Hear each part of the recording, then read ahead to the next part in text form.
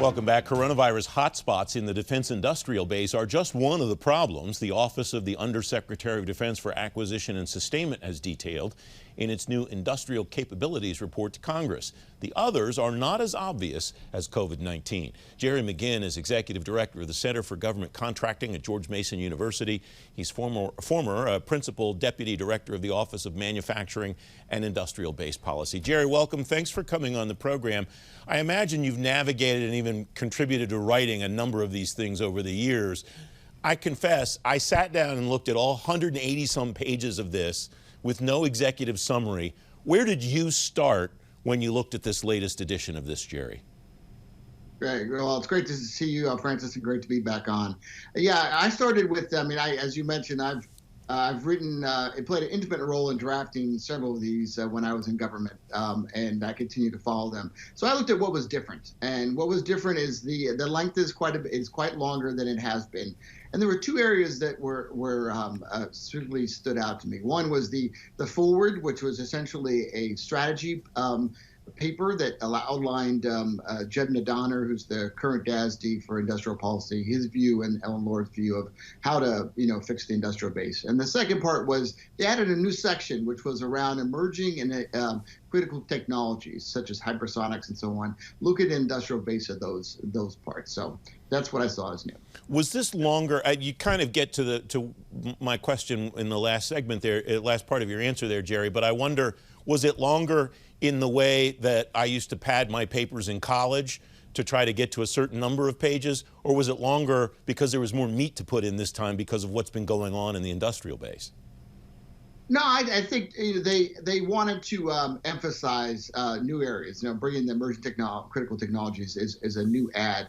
And they also spent a good amount of time talking about the tools that can address industrial base weaknesses. So I think they expanded a bit, and the addition of the white paper at the front was what led to it.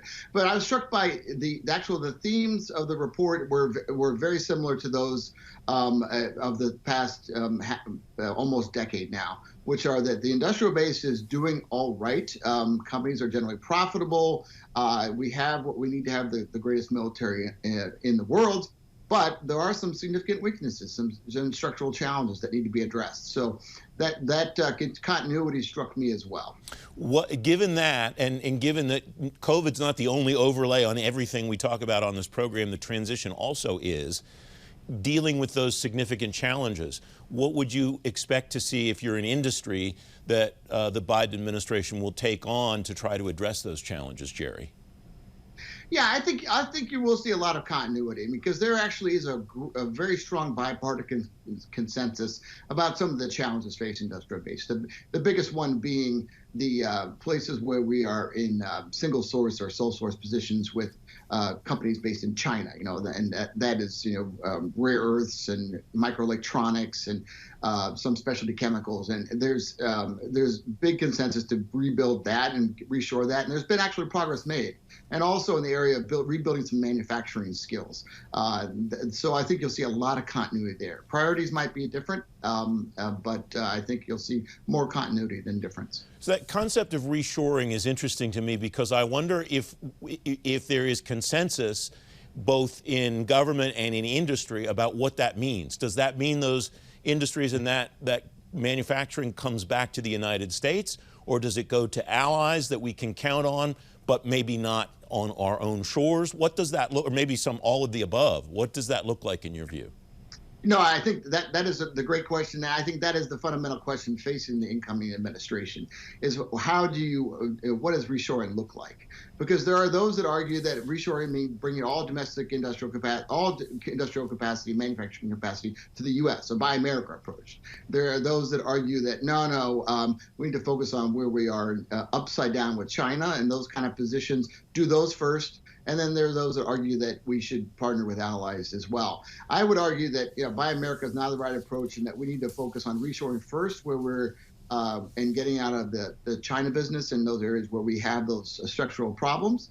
Second, I would then pick your battles and prioritize, and there it's going to be up to the incoming team. And I think microelectronics is going to be one, and I think those important to focus on those things. And then using all the tools is critical. I mean, there's the Defense Production Act Title III, the Industrial Base Analysis and Sustainment Program, manufacturing technology, public-private partnerships. We need to do more of that.